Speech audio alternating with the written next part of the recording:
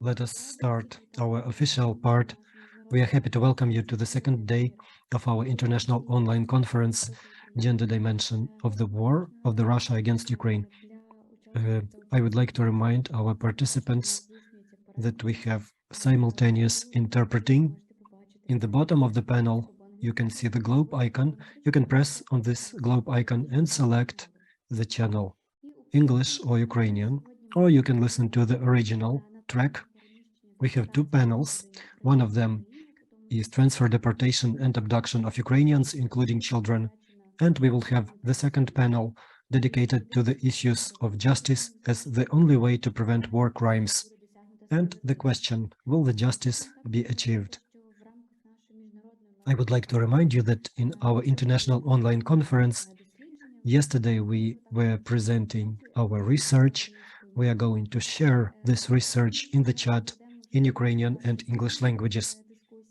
And now we are going to proceed to our first panel of discussion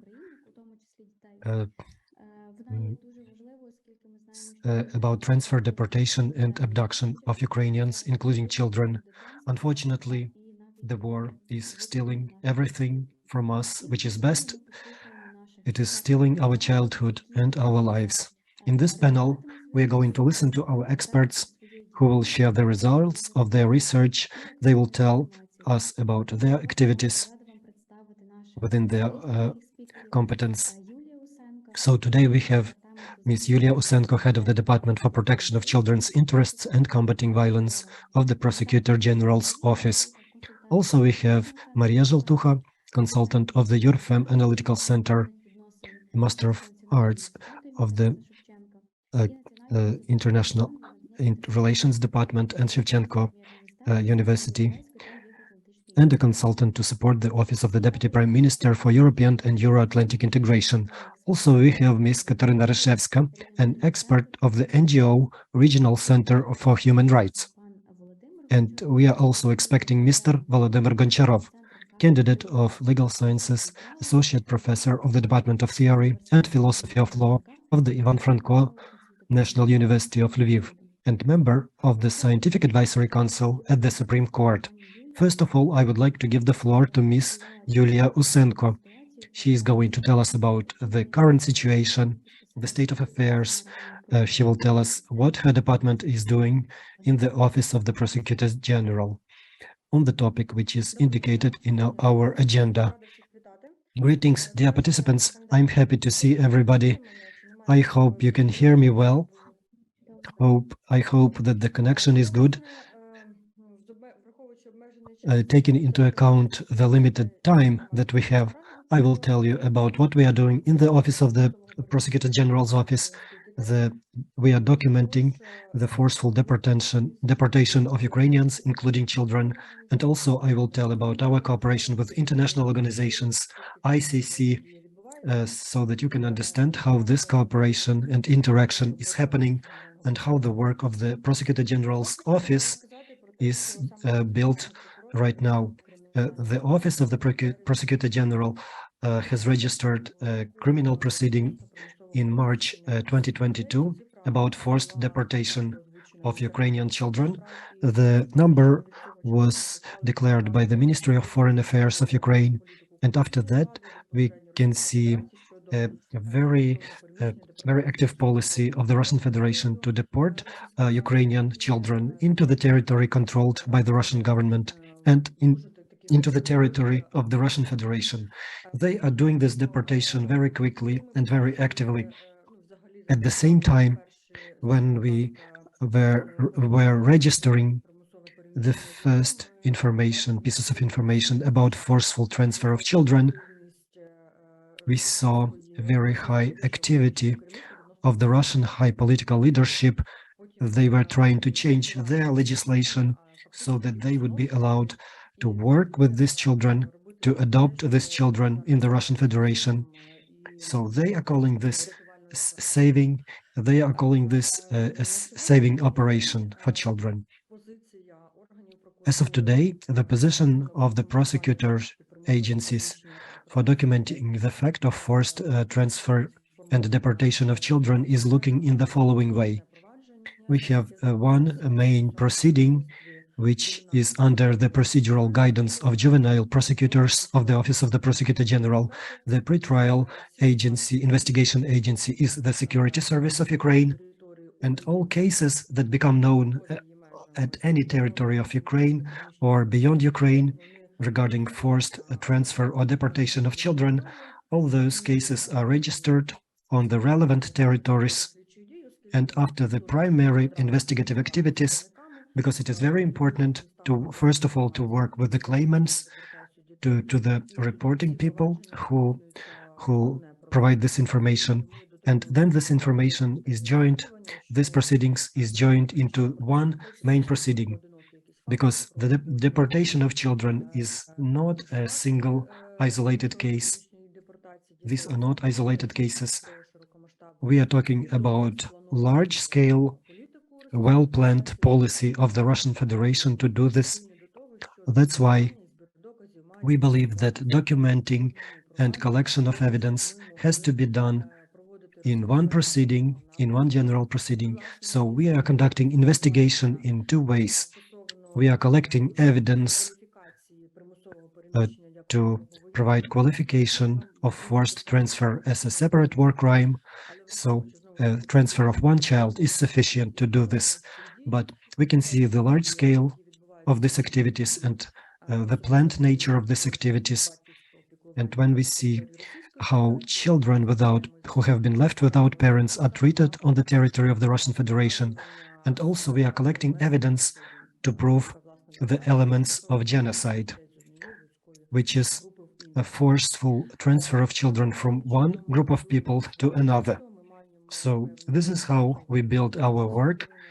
We have a certain strategy of investigation because we have a very large volume of information that we receive. We have recheck all the information, and we can't say that we can have an episodic, sporadic investigation. We have to collect evidence, and we have to stick to a certain strategy. We need to work in a systematic way to analyze the materials in order to be able to prove these flagrant crimes committed by the aggressor country against our children. Today, within the criminal proceeding, so we have a certain step-by-step plan on the government level, and all the actors who are related to the protection of children's rights and people who know about the facts of forced deportation of children, they can send the information by any channel to any government authorities. The main actor is the National Information Bureau to receive the information from different sources. So this information is systematized, and then they channel the information to us, to the Prosecutor General's office. And we are responsible for documenting the facts of forced transfer and deportation of children. We are organizing work to verify the children. So we are conducting the evidence collection exercise because this is our competence and this is the main task of the criminal proceeding for us. In Ukraine, we have a portal called the Children of War. It was created jointly by different actors and stakeholders in the Coordination Council at the Office of the President. And every day, this portal is updating the information about the number of forcefully transferred and deported children. They have the number of children that have been returned, as well as other types of information about children who suffered from the war. As of today, the number of pieces of information that is being checked and documented, so we have 19,384 children. Out of them, 361 child was returned by means of different efforts, but this information is classified for clear reasons. Not all of those children are located on the territory of Ukraine right now. Some family-type orphanages and people and children with the special status are located on the territory of the European countries. So working with these children is sort of difficult because the criminal procedural legislation has certain procedures, provides for certain procedures of working with these children. But of course, we aim to collect evidence about children even on the territory of different countries, of other countries.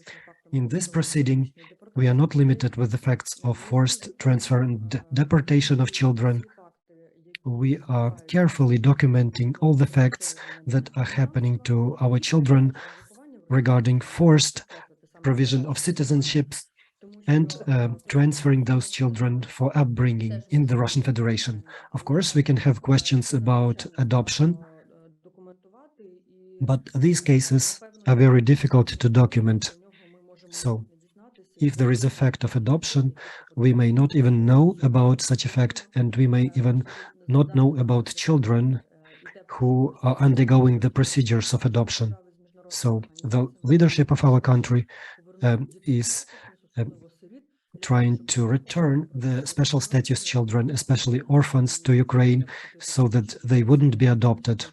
So, because we have more than 4,000 orphans today, which are today under control of the aggressor country.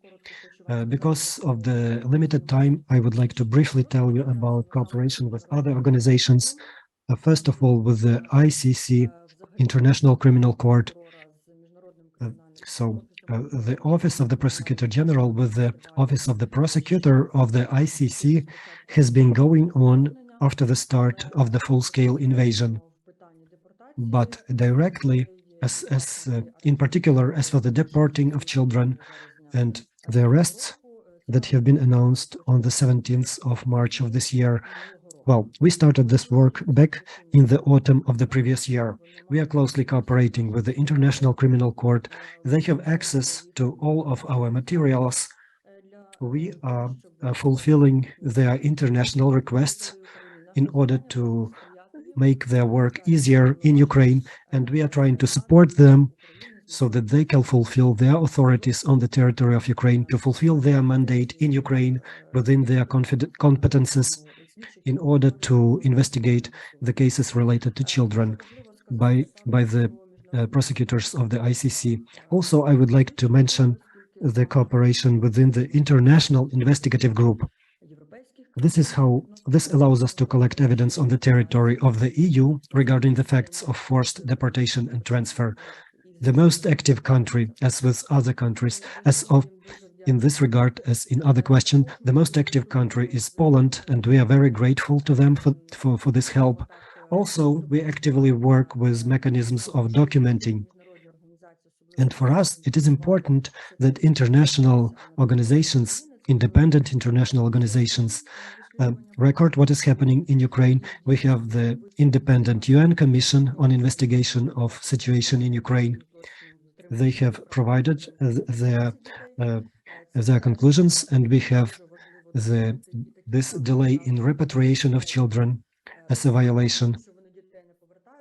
Well, not the very fact that they are not returning the children, but the fact that they are making delays and hurdles in returning the children. We are investigating this fact, of course. Representatives of the Office of the Prosecutor General are in the working group in the SAAC mechanism, with participation of the special representative to protect children. Also, we work with the International Red Cross, especially our information bureau, but within the criminal proceeding and in order to establish the data of children which are located on the territory of the Russian Federation, we are sending this data to the National Information Bureau, and they are transferring the information to the IRC, but we hope for more active support from the IRC, because probably this is the only organization in the humanitarian international law which has to do this thing, which has the mandate, but so far we don't see that they can be working actively in this regard. We have very good and positive resolutions of other countries We have separate resolutions from other countries where they condemn the deporting of children, and they are urging the aggressor country to return the children, to provide the children. This is the US Senate, which has approved the resolution to condemn the activities of the Russian Federation. This is a very important support. This is the 10th package of sanctions of the European Union, which indicates a number of people related to the forced transfer and deportation of children. And Office of the Prosecutor General is also involved in the processes because evidence collection is in the competence of the prosecutors and investigators, and we are closely cooperating with them according to our competences. So we are not limited. We are not limiting ourselves with investigation of crime cases, criminal cases, but we are also trying to make as big contribution as possible into this process of bringing the perpetrators to responsibility, especially the perpetrators who commit crimes against children, not only regarding deportation and forced transfer, but regarding other war crimes, because we have a lot of them. So the Prosecutor General's office is open to cooperation with civil society organizations, with journalists. We are using this practice because, as we know, our resources are not unlimited, and any cooperation, any help is very valuable.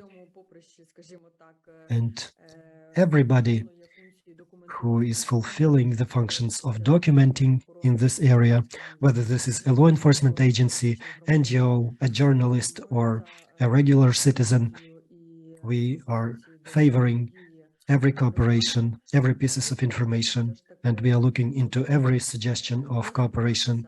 And it is important not to stop with our achievements. We still have a lot of work ahead of us, and we aim to bring the perpetrators to responsibility. The judiciary has two main lines of work, and this is important, and we are able to do this. And for Ukrainians, this would be very important if we bring the perpetrators to responsibility in a Hague court or in a special tribunal. We need to bring the people who have organized this war. We need to bring these people to responsibility, those who are committing numerous crimes against our people. Right now, we hear that it is important to speak about genocide against Ukrainian people. And of course, these elements of the policy of the aggressor country can be traced very well. This aggressor policy is evident, and we have to put in a lot of efforts to prove the responsibility of the highest leadership of the Russian Federation for the peace in the entire world. Thank you for the attention. And if you have any questions, I will be happy to answer. Yes, Julia, thank you. If anybody has questions, you can ask them in the chat box. Right now, I would like to ask you a question, Julia. We have representatives of the academic circles, scientific institutions, civil society organizations. So could you explain in more details how you can cooperate with scientists who work in this topic, how they can be useful to you? Do you have cooperation with NGOs, or do you have any needs that other organizations can help you with? As of today, we are not putting any barriers to cooperations or any requirements. The Office of the Prosecutor General has very open communication. People can send requests just to our mailbox. People can ask us questions to which we try to respond. So if you wish to cooperate with us, if you wish to provide some useful information to us, we are open. Today we have a subgroup.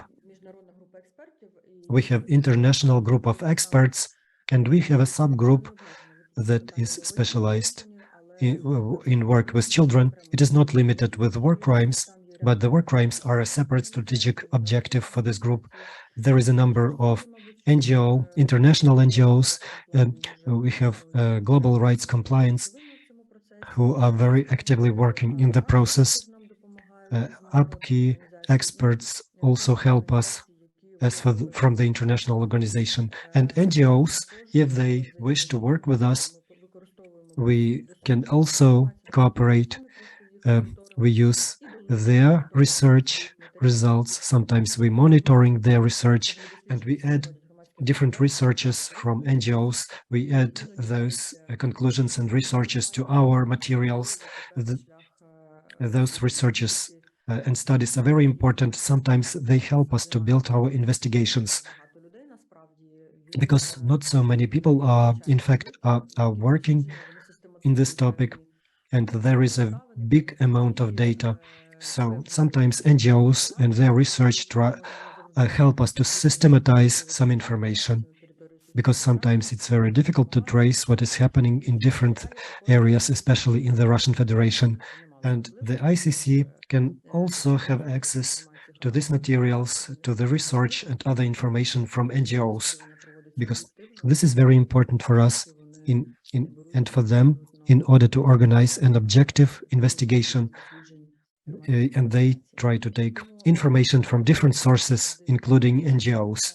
So we always welcome cooperation by any channels, by any means. You can see our contact information on our website. All the requests to our mailbox are registered and channeled to relevant departments. So if you wish, you can refer to us, and we will be happy to cooperate. We have a question from Pavlo. Pavlo, please. Good day. Could you please tell us, I would like to find out how you plan to qualify the crimes of those parents who adopt the deported children. So the Russian Federation citizens who are adopting the deported children. Also, I would like to ask, I represent the organization The Right to Protection, and our organization would like to join the work with the Prosecutor General's office. Thanks a lot. The question of qualification of children, of parents who adopt children, we have to be very careful about this, because adoption on the territory of the Russian Federation will be possible after the child gets a citizenship. So the adoptive parents don't always know where this child is coming from, because it comes from the Russian Federation. Maybe the personal information of this child can be changed. In order to explain the qualification, we need to get a certain evidence. So after the adoption, the adoption is a classified procedure according to the Russian legislation and Ukrainian legislation.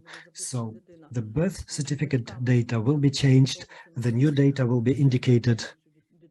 Accordingly, we will not be able to find this child, probably never. It's sad to say this, but we will not be able to do this unless we have access to the Russian Federation territory, or unless they disclose the classified information. But of course, this question is very difficult. Of course, we can threaten people with criminal responsibility, but in fact, establishing the fact of adopting of the child will be very difficult.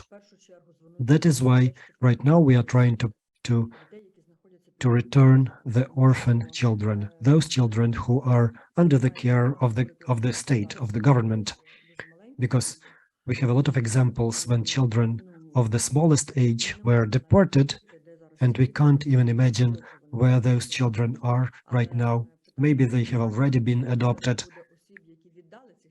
But of course, first of all, we will need to qualify the actions of those people who transferred those children for adoption. So even if we believe that we have proven this fact, but it seems to me that it will be very difficult and to have this assessment of this crime as a war crime.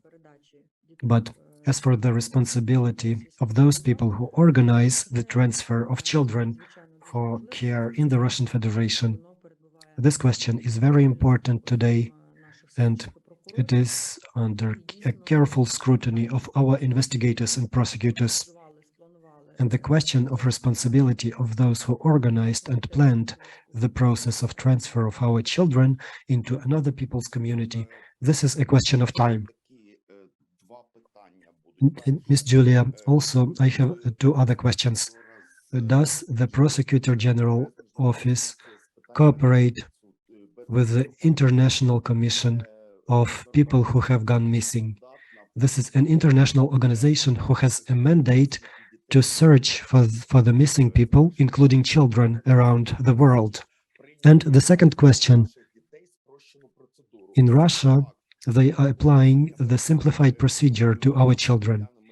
The fact of the care of adoptive parents for children, of using the simplified procedure, can this be a premeditated crime? So, if the parents know that this child has been transferred to the Russian Federation from the territory of Ukraine, so do you mean the simplified procedure of citizenship, provision of citizenship? No, I mean the simplified adoption on the territory of the Russian Federation used for Ukrainian children.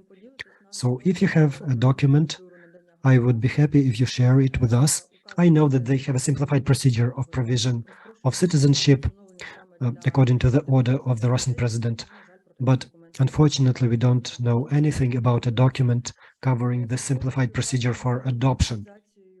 As for the cooperation with the International Organization for Searching for Missing People, well, the question of returning people, this is not a question of the Office of the Prosecutor General. This is a question of the National Information Bureau, of the Reintegration Ministry, and the Ombudsperson, who are directly responsible. We don't cooperate with this international organization because we are not engaged in physical search for children. I can't speak on behalf of the National Information Bureau, but I'm sure that they work with this organization because, in fact, this is their competence to search for children, to look for children. So this is the competence of the National Information Bureau. And secondly, we have the relevant national legislation on the level of the secondary legislation and bylaws. It determines the procedure for registering these children. We do not cooperate with this international organization because we are not engaged in search for these children. As of today, it is very important for us to establish the location of each child. This is done by the operative units of different law enforcement agencies, because we work with different agencies. And of course, their ways of work is a secret. They just give us the information after they have been able to find children. Of course, the national police and other law enforcement agencies are sharing information with us to help us to find every person. But the Office of the Prosecutor General is not directly engaged. So I will try to find this document and evidence, and I will send it to you after I find it. Pavlo, thank you for the question, and thank you, Julia, for the answer.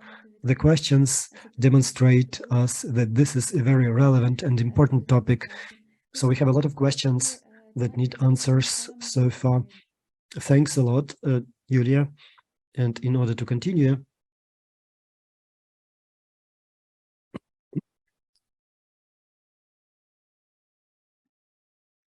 the topic, I would like to give the floor to Ms. Maria Zheltucha, who is an expert and who was investigating this topic of the legal nature of transferring children by Russia as an occupier. She was also investigating the question of the difference between the forced transfer and evacuation, and she also researched the criteria whether that will help us to qualify these actions, whether these actions can be qualified as an act of genocide. Thanks a lot. And my presentation will sort of continue the report of Julia. This will be a more theoretical continuation of Ms. Julia's words. I would like to start that the government policy of Russia of abduction and assimilating of Ukrainian children is not a new thing. Russification of Ukrainians has been a systematic policy since the second half of the 18th century. So we can say that abducting Ukrainian children today, Russia is trying to steal our future, as they used to do during the previous centuries. A very symbolic fact is the fact that the international justice for Ukraine starts with the protection of the suffered children and with the order of the ICC to arrest the Russian president and also the Russian ombudsperson for the rights of children. Also, this was the way that the justice started for those who suffered during the Second World War. One of the first court cases in Nuremberg was a court hearing the court process related to illegal transfer and relocation of Jewish children. And as a result of the crimes that have been committed by the Nazi regime during the Second World War, as a result of this, the basis was created for the international criminal and humanitarian law, which forbids the illegal transfer and relocation of children. During the armed conflict, children are the most vulnerable group, and their forced transportation or relocation often breaks their connection with their own cultural environment, with their families, and those children have risk of accessing to relevant housing and food, and they are becoming more vulnerable to different forms of exploitation. So the humanitarian criminal law and humanitarian law, they have a direct ban on transfer, on forced transfer of population from one territory to the territory of another country. And such actions constitute a grave violation of the international law and the Geneva Convention, and these actions constitute war crimes. It is important to understand that in this case, the word forced doesn't always mean application of physical force. They can also use threats, psychological pressure, or they can use grave circumstances in which a conscious decision is not possible. So transfer of children from Ukraine, especially orphan children, children without parental care, or transfer of children whose parents have died during the military activities is a grave violation of norms of the international humanitarian law. In its turn, the Russian Federation is often saying that they are evacuating Ukrainian children. Yes, international humanitarian law allows evacuation, but only in the case if children need medical care, if there is a threat to the children's health and life, or if there are relevant military circumstances. But even in those circumstances, the Russian Federation, as an occupying country, they should have used the relevant principles applied to the temporary evacuation of the population. First of all, this evacuation should be agreed with Ukraine, coordinated with Ukraine, and the information about the whereabouts of children should be transferred to the International Committee of Red Cross or to a third country, which, for example, can be a neutral party in the process. And after the end of the military activities, after the liberation of the territories from where the population was evacuated, or after establishing the final control of Ukraine over those territories, those children should be returned to Ukraine. Of course, Russia is not doing this.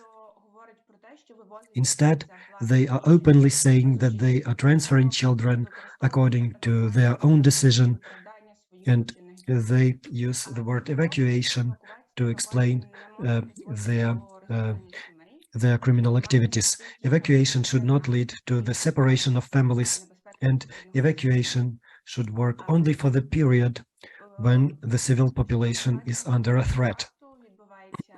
What we see, as a matter of fact, what is happening in the territory of Ukraine, we can see that the relocated children are often separated from parents during the process of filtration, and on the territory of Russia, they are organizing different types of camps which are aimed sort of patriotic upbringing of children removed from the territory of Ukraine. But in fact, this is Russification.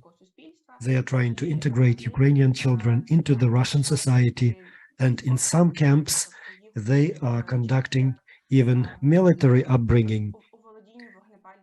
So they are training those children to use weapons of war, and this is not admissible in any circumstances. As for other efforts to save Ukrainian children by Lvova Belova, these are who was warranted for arrest. They are doing the simplified procedures for adoption, and during this adoption they change the personal information of children, which should be provided to the International Committee of Red Cross to make it possible to identify those children. So this shows that the aim of this relocation of children is not done to save them, and we are not talking about a temporary evacuation, but they are doing forceful transfer of children, which is a war crime. We also need to remember that in some circumstances, the forced transfer of children can constitute one of the forms of a genocide. But to qualify this as genocide, we need to establish that the relevant actions are done conscientiously in order to destroy Ukrainians as a national group. So, in order to show that the forced transfer of children is a crime of genocide, can be shown by the informational policy of Russia against Ukraine. So the political leadership and the government mass media of the Russian Federation, they are saying that the idea of political independence of Ukraine from Russia and the separate nature of peoples is a Nazi idea and anti-Russian idea. So according to the logics of Russia, the war is explained by the fact that they want to destroy the Nazi regime and the fascist regime on the territory of Ukraine. But by this, they mean the existence of a separate national group of Ukrainians. So a logical conclusion is that Russia is doing this with intention in order to destroy Ukrainians as a national group. And therefore, this is a crime of genocide. And the policy of forced transfer of children can also support the evidence that this is a genocide. So, because the capability of upbringing children in a national way, this is a critically important fact for the survival of the nation. Therefore, the first transfer of children to the territory of Russia and their assimilation can testify to the intention of Russia to limit the Ukrainian people as a national group to sustain itself in the future generations. And that is why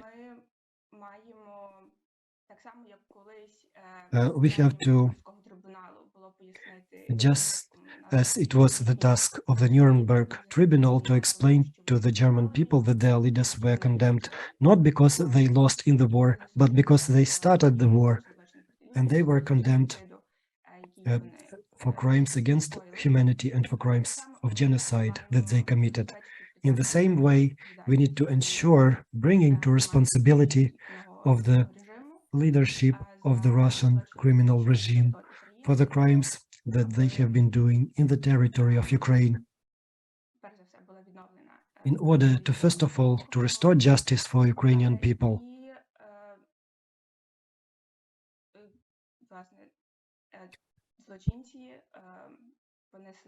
And in order to ensure that the criminals should be brought to responsibility for overlooking the human dignity and for committing the crimes that we see.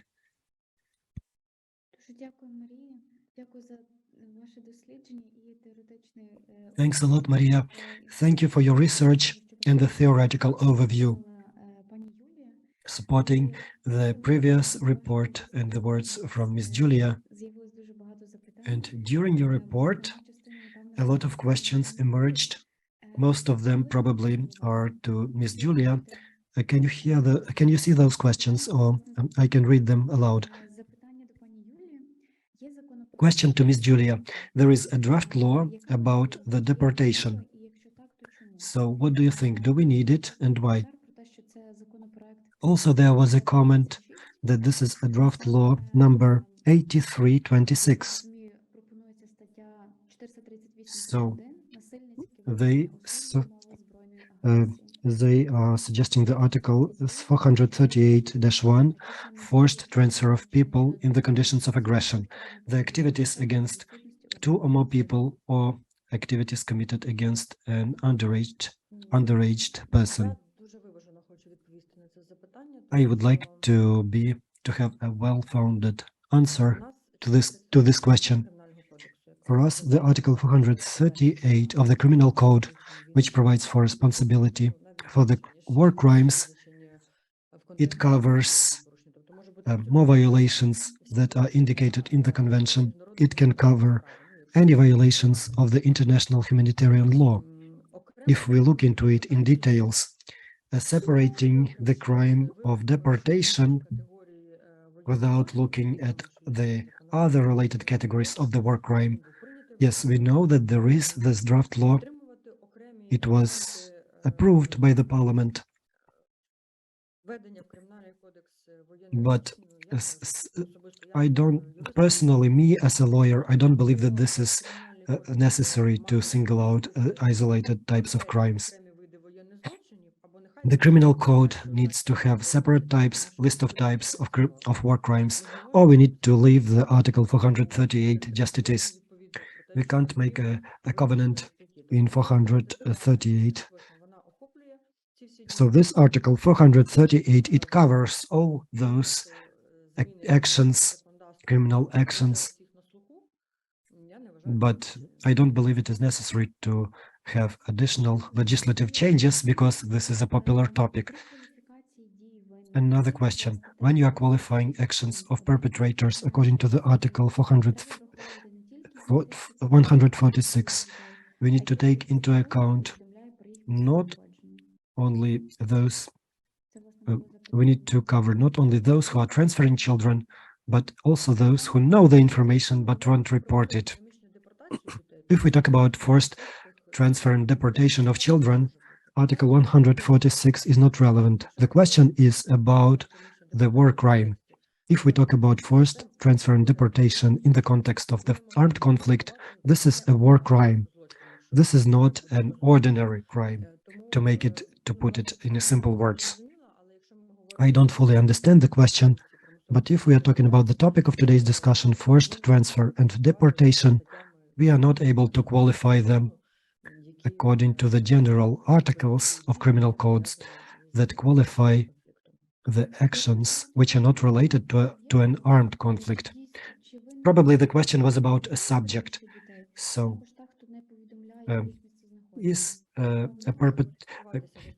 So no, we can't qualify according to the Article 446 in the conditions of an armed conflict. If we are talking about qualification of all people who are engaged in planning and in the planning procedures and transfer of children. So non-military people can also be held responsible, but we can't use the general chapter of the criminal code to qualify these types of crimes. Thank you, Julia, for a good and extensive response. I would like to give the floor to another expert, our next expert, Ms. Katerina, who is also participating in our panel discussion. Today we have mentioned several times the arrest warrant issued on the 17th of March of this year. So Ms. Katerina Rszewska is an expert of the NGO, and they were directly working on this question together with around Maria Lvova Belova, who is a Russian ombudsperson for the rights of children. She should have done the relevant work to avoid the violation of rights of children, but instead she is violating the law. So I'm happy to give the floor to Ms. Katerina. Yes, thanks a lot. Thanks to the colleagues who made the previous reports. You have made my role a bit simpler because you have explained the general topics and qualification, and I would concentrate on the gender dimension, which is a topic of our conference of yesterday and today, because I know that the Russian Federation doesn't like the very word gender, and we could have a more detailed discussion today in the context of deportation. I will concentrate on the deportation of minor children. As you have said, the regional center of the human rights after the full-scale invasion, and even before that, we were doing certain work regarding the issues of deportation of adults and children. So we have certain experience, and I can speak more confidently about children due to that. If we look at the statistics of deported children for 8 regions, we don't see anything that would show any unproportional influence against boys or girls. There is a very small difference in the indicators. So we have 51% of girls and 49% of boys. So we can't say that the Russian Federation, when deporting children, we can't say that they are aiming to remove more future men or future women. So it's difficult to say. We can see the prevalence. Well, in Donetsk we have in Donetsk region more girls were transferred, and in other regions like Mykolaiv, Kherson region more boys were transferred. But this is connected to the objective circumstances, in my opinion, not because the Russian Federation is trying to have some targeted action for representatives of one gender or another. So nothing is pointing to the gender imbalance, but if we look at what is happening to the children on the territory of the Russian Federation or on the territories controlled by the Russian Federation, if we talk about the forced transfer, we can see that this crime can be and should be analyzed through certain peculiarities related to the gender of forcefully deported children.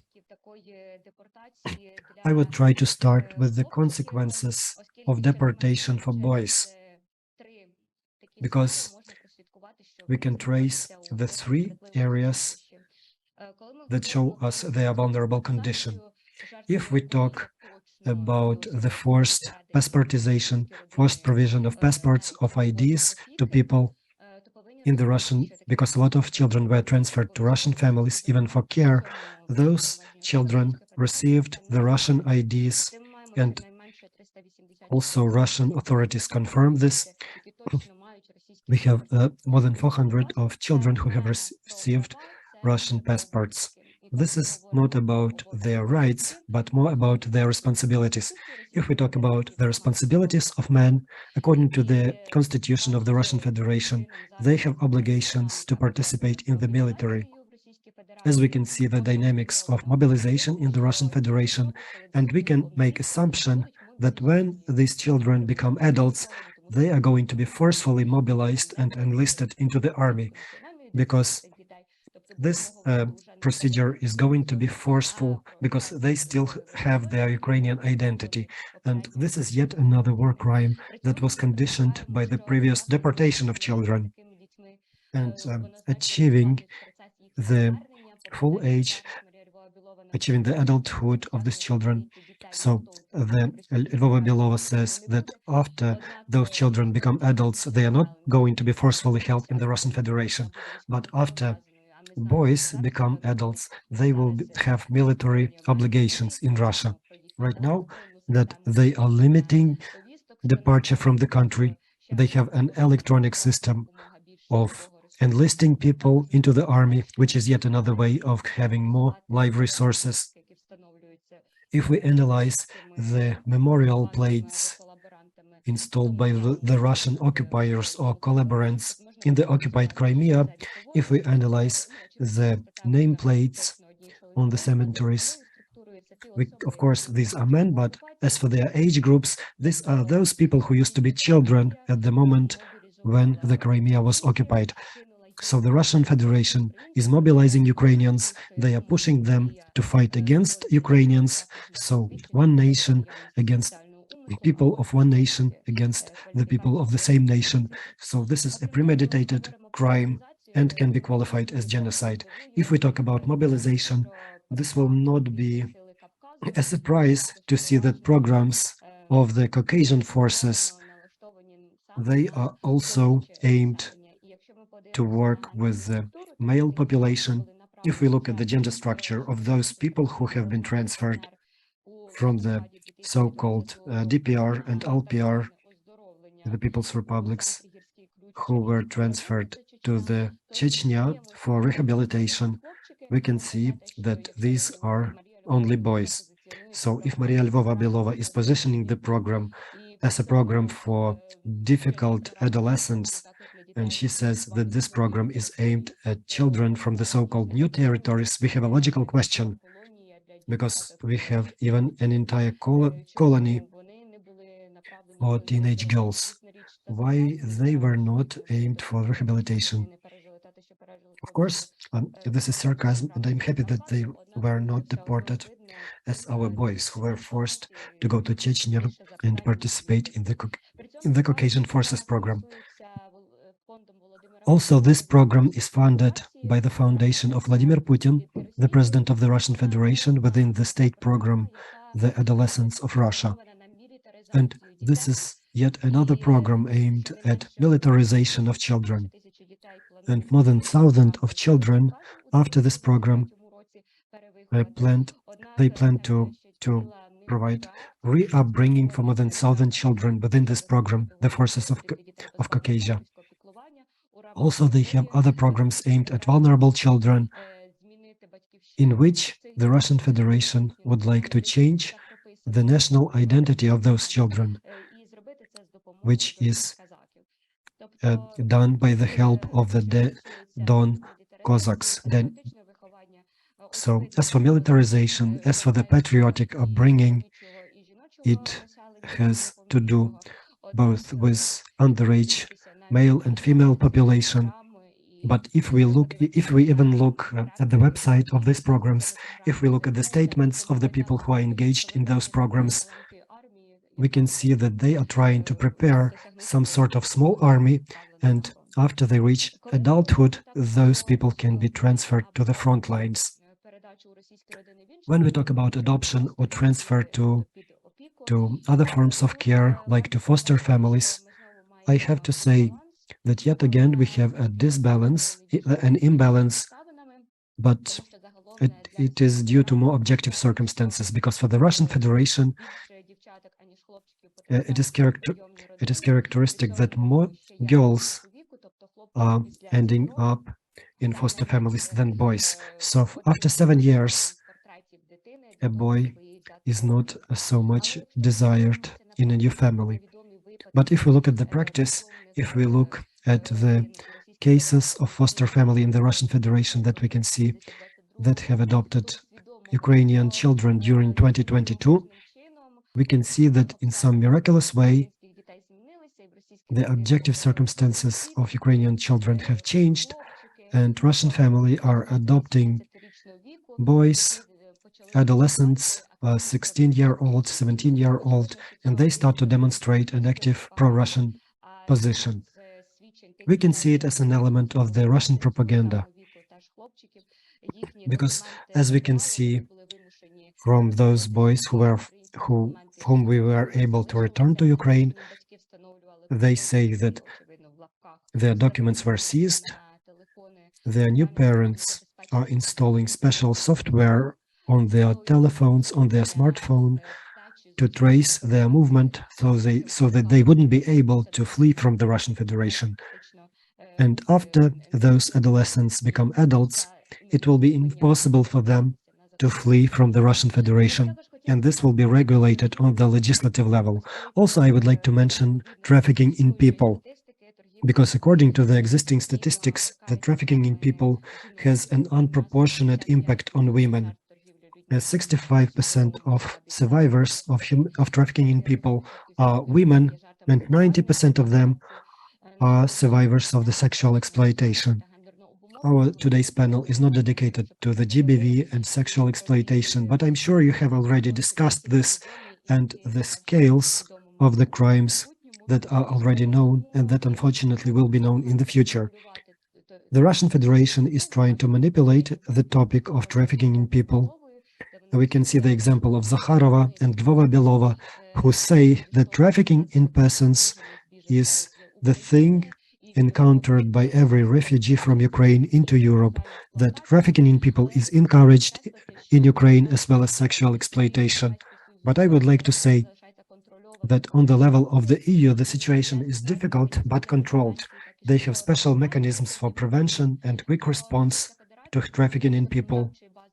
On the other hand, the Russian Federation does not have a relevant legislative base, a legislative framework. They don't have the program of support of survivors. They don't allow any independent representative of monitoring missions to participate in the cases of forced transportation and deportation. So it is clear for the audience who has a greater risk of becoming a victim or a survivor. And the Russian Federation has been included into the list of countries who are implementing forced labor or who are enlisting children combatants and people, as well as other types of categories of population. So, of course, the Russian Federation is talking about trafficking in people while they don't have the prevention frameworks themselves. So I'm sure that unfortunately in the future we will find out about cases of sexual exploitation of those people who were deported, who were forcefully deported by the Russians. Right now we are receiving evidence, but it has to be verified because we don't have access to the places where those children are held. We don't have access to the occupied territories, but we continue to receive such information. I would also like to talk about another possibility of international crimes. I have been talking about forced mobilization and enlistment of boys into army. And as for girls, some of the deported girls, as we saw, were transferred to Russian families in such regions as Chechnya and Dagestan. And this means that because of the cultural differences, including gender stereotypes and distribution of social roles, unfortunately, in the future, maybe we will see the cases of forced marriages, forced pregnancies of those girls, and this is because of the specifics of the cultural peculiarities of these regions and impossibility to leave those regions, because the Russian Federation is preventing the quick repatriation of children. As for the repatriation, there is a gender component. For example, if we have men who are single parents, a man has to be the relevant representative who are authorized to transfer children from Russia. So they need to look for another representative, and the Russian Federation does not always recognize representatives. And when mothers come across the border, they are becoming vulnerable when we are talking about trafficking in persons. And also we have a case when a mother was going to get her child being pregnant, and because of the numerous interrogations of the Russian special services, because of the poor conditions and the stress, she has started to have problems with her pregnancy. And I'm sure that the Russian artificial challenges have a negative impact on the health of people. And we are going to see these facts more and more in the future. I would like to underline once again that these crimes are not gender neutral according to the consequences and according to other international crimes which are going to be established in the future. Thank you, Katarina. It is very good that it is very relevant to indicate the gender component in the transfer and the deportation of children. And not only this, because this can also have an impact on provision of evidence, on proving these crimes. So I can see another question, probably to Miss Julia. because it continues the previous one. So if the transfer is done not only on the territory of the aggressor country, but within the limits of the occupied territory. So is this going to be covered by 438 or by the Article 146? I'm trying to think about this question. Well, if the person is located on the occupied territory, and then this person is transferred to another town on the occupied territory, then, for example, to the hospital in Donetsk, and then this person stays in the hospital, or, of course, we can't qualify every part of the journey as a separate episode. So this is going to be a single premeditated crime. But if the forceful nature is confirmed, then this is going to be a crime. And the first nature doesn't always mean physical forcing, but also creation of a psychological pressure or creation of relevant circumstances that make people move. Because we need to understand the aims and objectives of transporting people. Because there are some situations, for example, when some settlements, when children go from one settlement to another, but this everything is going to be qualified as a single crime, because we are not going to qualify this as several episodes when children change their location several times. And the last question, a question about statistics. But you have already said that more than 19,000 children have been deported. More than 19,000 children. This is according to the information that needs to be verified and proved. Maybe these are children that we are not going to find any time in the future. What happened to them? So we can't say that 19,000 has already been deported. We need to understand that forced transfer can be transferred within the territory. The deportation transfer is within one territory, and deportation is to the territory of another state. So 19,000 these are all the cases, but I can't tell you for sure how many of them were transferred and how many of them were deported. We have a lot of cases when we have transfer first and then they are deported. So, for example, they are transited to the occupied territory and then from the occupied territory to the territory of the Russian Federation. So I would be careful about this number. Thank you for the specification to allow our researchers to use these numbers in their research. Right now, we have a bit of delay. Thanks a lot to our panelists for participation in the discussion. To sum up, as far as we understand, the questions of kidnapping and transfer and deporting has a historical perspective mentioned by Miss Maria. We have found that we have about 20,000 of children who have been transferred or deported, but we have to be careful about this number because we don't know for sure whether we have those children and how this transfer or deporting was going on. And according to the Prosecutor General's office, Ukraine is doing everything possible to return these children, and it's important to investigate this crime, to bring the perpetrators to responsibility. Thanks to Katarina for raising the gender component in commission of these crimes by the Russian Federation. And because it has an impact on determining whether this can be qualified as a war crime or as a crime of genocide, maybe we can form the practice of case law, of precedents that has not existed in other courts. Also, it is very important for the Prosecutor General's office to cooperate with NGOs, international organizations.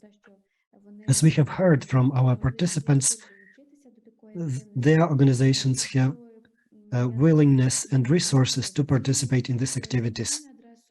Of course, You can use the official address, official email of the Office of the Prosecutor General to contact them and to find out how they can participate in the subgroup that works with children, on the questions of children.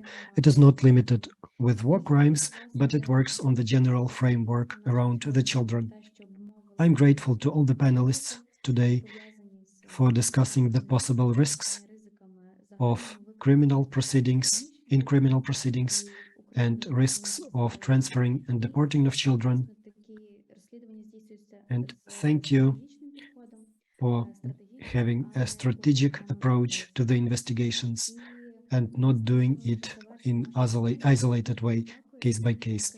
Thank you for the panel. Thanks a lot to Katarina, Julia, and Maria. And we wish you successful work within your areas of competence, within your areas of work. Thank you and goodbye. And now we are going to proceed to our second panel, which is a logical continuation of the previous one and a logical finish of our international conference. This is a question of justice, commission of justice. Is it real? Will justice be achieved for the survivors from different kinds of war crimes, in particular sexual violence crimes in the conditions of the conflict? Our experts have been researching on these issues and they have hands-on experience.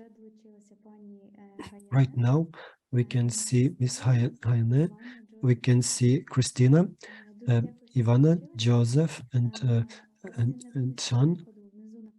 If you need interpreting, you can use the panel to select the relevant language, relevant channel. I'm happy to present you to our audience. We have Ms. Gayane Narijanyan. She is a member of URFEM, Master of Law of Cambridge University, a PhD in law of the University College London, fake news project researcher of the University of Tromsø, Norway, and associate professor of the Department of International Law and European Law of the National University of Kyiv-Mohyla Academy. Also, we have Ms. Kristina Domich, a candidate of legal sciences, candidate and expert of the Dnistransky Center. Also, we have representatives of the consultative mission of the European Union to Ukraine, Ms. Joseph Clemson, and senior advisor for prosecution of international crimes. We have Sean Patel, senior advisor for prosecution for international crimes, and Ms. Ivana Ilchenko, who is a specialist in the issues of legal reform of the consultative advisory mission of the European Union to Ukraine. So let us start. Probably I would like to start with Ms. Gayane, because she used to be our researchers in our main research, the gender dimension of war. She was looking into the competence of international courts and ensuring responsibility for sexual crimes within the military aggression of Russia against Ukraine. She is covering the international judiciary mechanisms of protection and bringing to responsibility for the atrocities committed by Russia on the territory of Ukraine. Hayane, please, I would like to invite you for the report. Thanks a lot. Greetings to everybody. I'm happy to be here today to discuss the research and other relevant issues. In my research, I was looking into the international judiciary mechanisms. In the start, I would like to highlight that achieving justice and investigation of sexual violence, ensuring rights, protection of rights of people who suffered from sexual violence. First of all, this is the task of the government, of the national agencies of criminal justice and other government institutions and structures, according to the principle of the international criminal law and international law of human rights. So, first and foremost, this is the task of the state. But at the same time, we have a lot of different international judiciary mechanisms that are competent to look into the questions of individual criminal responsibility for sexual violence. which can be qualified as international crimes. And also they can look into the questions of responsibility of the state. This is a more civilian responsibility for those actions that can be qualified as a sexual crime, and this may be qualified as violation of states' responsibilities according to the international law, including the international law in human rights. And one of the mechanisms that we have been hearing about for the last year, this is the International Criminal Court. It is competent to investigate the violence if these activities are qualified as international crime within the jurisdiction and within the competence of this court. Probably we have said that the sexual violence, according to the circumstances, it can be qualified as a war crime if it is committed, if these actions are committed in relation to the military conflict. This can be a crime against humanity if these actions are committed as a part of the large-scale and systematic attack against the civilian population. And in some circumstances, this can also be qualified as a crime of genocide, which can be committed by way of sexual violence if it is supported with the intention to fully terminate the group of people as it is.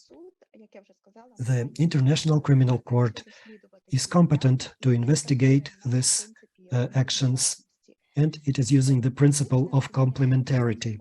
A classical understanding of this principle means that the International Court starts the investigation if the state itself is not capable to do such an investigation and ensure a real justice, or if the state is not willing to do this.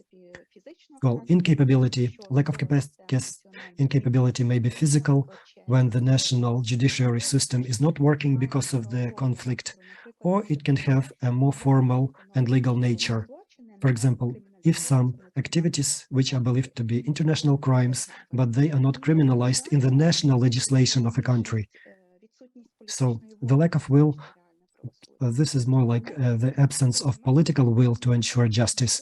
But in my opinion, this complementarity principle has a new meaning in the context of Ukraine, because the International Criminal Court is working not as an institution that is trying to fill a gap in the justice on the national level, but it works in cooperation and in coordination with the national justice agencies.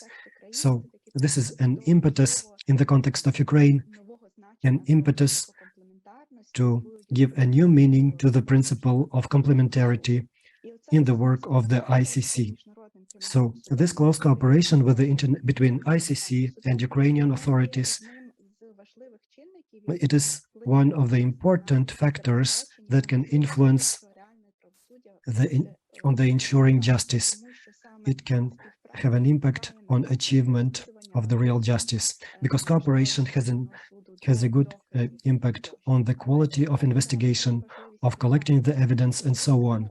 But it is important to talk about cooperation not only with Ukrainian authorities, but with other countries participants to the Roma Statute, because the support from other countries can provide useful resources for Ukraine and to improve their capabilities to investigate different types of crimes, including sexual crimes, on the territory of Ukraine. But also other participants of Roma Statute, they can also ensure that the person to whom a warrant has been issued, they can ensure that those perpetrators would be brought to court. And this is yet another factor which has an influence on achievement of real justice. Also, the ICC is investigating cases against people, against high-rank officials, political and military leaders in the country. Those officials may be held responsible for the crimes committed by the military on the territory of Ukraine if they encouraged this type of behavior, if they have made an order to conduct these sexual violence activities, or if they knew that their subordinates are doing sexual crimes, but they did nothing to prevent those crimes, or to investigate or to punish for those crimes. But if we are talking about the direct perpetrators of war crimes, including sexual violence, the task of bringing them to responsibility lies within the national agencies of criminal justice. So we should expect justice from the national authorities. Also, sexual violence can entail not only individual responsibility, but also the responsibility of a state for violating their obligations, their international obligations. And the European Convention on Human Rights is very relevant in this regard, as well as the European Court of Human Rights, because the sexual violence committed by a state agent, this is a term from the European practice. So if the crime is committed by an official or representative of the country, for example, a military, it entails the responsibility of a country. So this may be a violation of the Article 3, which forbids torture, inhuman treatment or punishment, or humiliating punishment of people. And also sexual violence can be treated according to the Article 8, which ensures the right of respect to privacy, and also which ensures respect to physical and psychological inviolability of person and sexual autonomy of a person. So these two articles of the European Convention are especially relevant in this situation. And one of the barriers of bringing Russia to responsibility for violating human rights, including sexual violence committed by the military on the territory of Ukraine.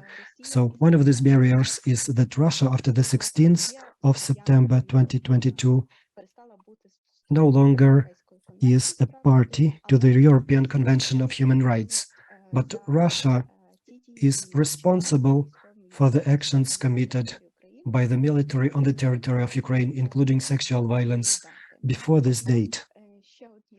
However, another barrier in this context, of course, can be a potential unwillingness of Russia to cooperate with the European Court and fulfill its resolutions. To conclude, I can say that there are international mechanisms, judiciary mechanisms that are competent to investigate sexual violence as an international crime, or to bring to responsibility the states according to their international legal obligations, according to the conventions and other tools for protection of human rights. But unfortunately, the real justice and ensuring the real justice by these institutions often depends on the political will of the engaged countries. Thank you.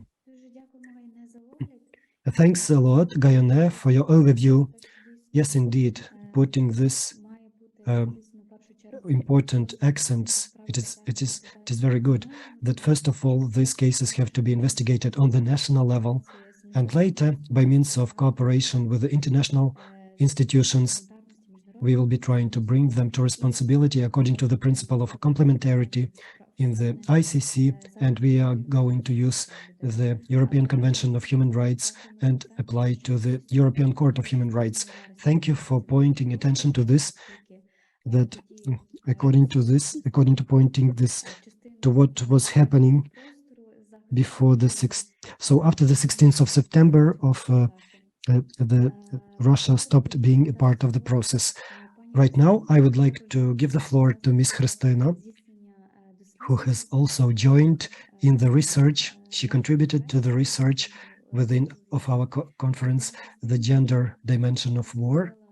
Ms. Hristina was investigating the topic of destruction of civilian buildings on the territory of Ukraine during the conflict and the problem of reparations and redressals using the gender perspective. Thanks a lot. Greetings, dear participants of the conference. Thanks a lot for inviting me to work on this report. I would like to briefly present the results of my research. I would like to point your attention to the element of redressal as an element of achieving justice and relevance of the gender approach. The full-scale invasion of the Russian Federation against Ukraine has caused significant damage, both in terms of property and in moral aspect. I mean destruction of movable and immovable property. And as for the redressal of damages to men and women. But we need to avoid the simplified understanding of this concept of redressal or reparation. A lot of experts see it as a process of provision of compensation in a monetary form for the damages. But the question of compensation and redressal is very complex, and it has two main dimensions. First of all, it has to be full. So the compensation has to be material, and also there has to be a non-material satisfaction. And secondly, the redressal has to be not only in retrospective, but it also has to be oriented for the future development. That is why the gender-sensitive approach is very important, because its use allows us to find balance between different factors and approaches to ensure full-scale redressal for the military damages. I would like to focus on the aspect of redressals to women. In the conditions of war, women often have to migrate abroad. They have to take care alone for their children. They can be socially stigmatized because of the fact of the sexual violence committed against them, or because they don't care enough for themselves, for their children, and for their relatives, and that they don't evacuate on time. The discrimination can also have an impact on the assets of survivors. According to the UN Secretary General, says that because of stigmatization and ostracism, often the survivors of sexual violence are losing their assets, which has a detrimental impact on their lives. So the redressals to women cannot be looked only as a material compensation. It also has to have a moral satisfaction, which is often difficult to achieve. And also we have to take into account the role of women in the society in the process of redressal. Unfortunately, in practice, it is not always possible to achieve full compensation. In the year 1998, the government of Japan, according to a judicial resolution for redressals to Japanese women whose labor was used by the Japanese army during the Second World War. So the court instructed a private fund to provide payments to the survivors. In this way, Japan did not officially take responsibility for violating the rights of those women and did not bring official apologies. So the moral aspect of the redressal was not ensured, so it cannot be considered as a full compensation. But later the government of Japan officially made an official apology to these women, and from this moment we can talk about full redressal of damages to these women of convenience. But if we look at the process which aims at achieving justice, we need to underline that it is necessary that women should be active participants in the process, and they should be engaged into the planning of redressal. So, according to the research held in Afghanistan and Iraq, we have models of gender approach to redressal within the context of the role of women. Women should be able to manage the resources during the process of compensation. They can be channeled more for educational processes, food. We have to guarantee engagement of women into the decision-making processes. We need to engage women into the educational activities of different levels of education. We need to improve media literacy of women and their presence in the media sphere. Another positive example of redressal of damages is the law of restitution that was approved in Colombia. It was aimed to restore the damages to those who suffered during the conflict between Colombia and a terroristic organization of FAM. It looks at the context of gender perspective. Provision special respect to women asking for restitution, support of other well-being elements like subsidies and education, prioritizing women who used to be heads of of household and other forms of compensation to women in case it is impossible to provide monetary compensation.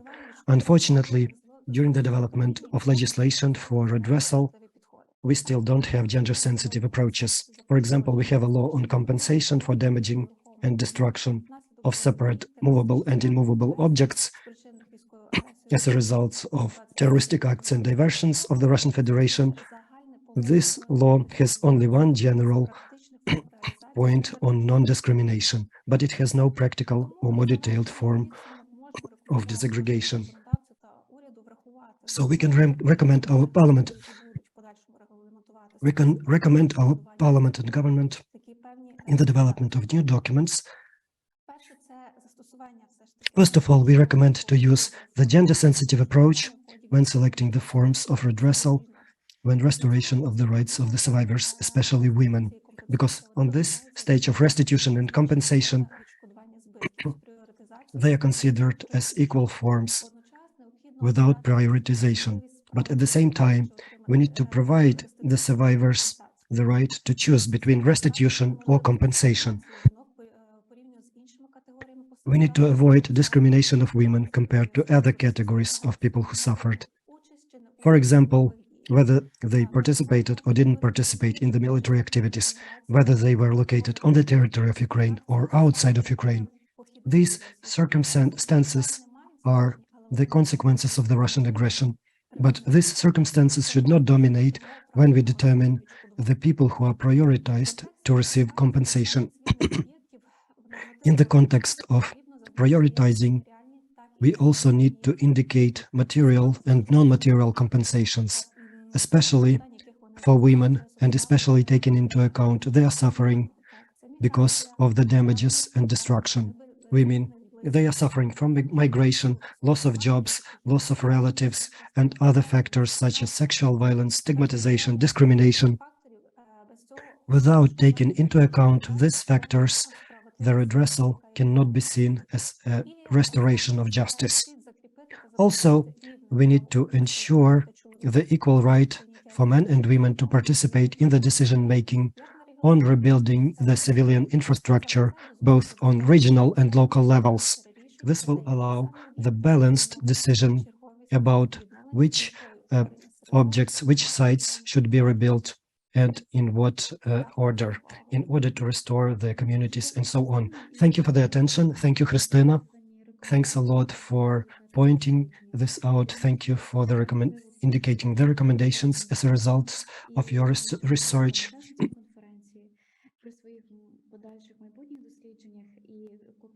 And it is very important for the future work and future cooperation. I can see the hand of Miss Ivana, and we also have questions in the chat. Well, probably I will try to write my message into the chat box. A question to Ms. Gayane or to other participants. Does Ukraine have the power to prosecute mid-level and higher-level officials for failure to punish? I think you mean punishing their subordinates according to Article 86 and 87 of the Additional Protocol 1. Thank you for the question. Ukrainian criminal legislation does not have a concept of responsibility of high-level officials as it exists in the international criminal law. For example, in Article 28, like in the Article 28 of the Roma Statute. So when we are speaking about bringing to criminal responsibility for crimes committed by subordinates, the national legislation of Ukraine still does not have such a mechanism. Although our criminal code is criminalizing the responsibility of the Ukrainian military for possible careless attitude to their military service. So this is a criminal responsibility for certain disciplinary offenses. But it does not allow to bring them for responsibility for crimes committed by their subordinates. Thank you. Well, this is a difficult question and a simple answer. Thanks a lot. And Ivana, a question or comment? No, I'd rather have a question to Miss Christina. The EUAM, we were also conducting a research, so maybe Christina knows. We, together with URFEM, we were working on a draft law on the status of survivors, on compensations and redressals, especially survivors from sexual violence related to the conflict. And we pointed attention to the fact that we need to differentiate between reparations like interim measures, like legal aid, psychological aid, and medical aid, and then money. So this draft law is managed by Marina Bordina in the Commission. It would be great to see you in our group, if you can get involved in our work, or maybe you know something about it. I don't know a lot about it, but it would be great if I could participate in your work. Yes, we need to have this two components, the material and moral compensation. So I would be happy to join your project. Yes, we are going to exchange the contact details. Yes, thank you. Thank you for this important comment. This conference is not about informing, awareness raising, but also it is about cooperation. I would like to give the floor to the EUAM, advisory mission of the EU in Ukraine. As far as I understand, you have a presentation, and I will try to show it on screen. So we have Mr. Sean and Joseph and Miss Ivana. Yes, I'm going to share the presentation.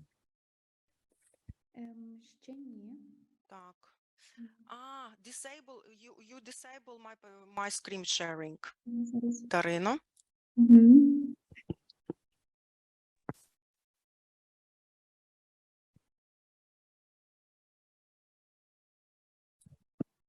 Will you start, Ivana, or should we start? I will start because I have an overall.